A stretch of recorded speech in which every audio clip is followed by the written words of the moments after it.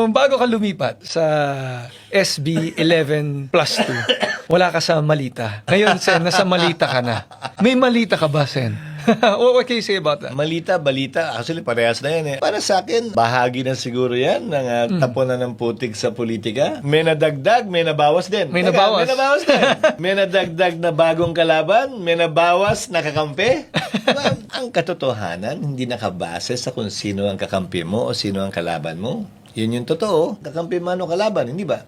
At kung hindi tayo sang-ayon sa ginawa ng mga nagdaang liderato ng Senado, halimbawa, kaugnay sa paggamit niyan sa mga kalaban nila, hindi rin dapat gawin yan ng kabilang panig. Dahil hindi yan nakakadagdag sa katotohanan, hindi yan nakakadagdag sa pagpapaliwanag ng issue, hindi yan nakakatulong kaugnay sa pagbibigay linaw sa kinakaharap ng ating bansa ngayon, kaugnay sa korupsyon. To answer you directly, Gawad, hindi na ako nagulat, pero tahasan kong sasabihin, hindi totoo yan dahil magkagalit kami ni congressman ko sa mahabang panahon at marami nakakaalam niyan. At imposibleng mangyari yan. Maliban doon, mali din yung address nila eh.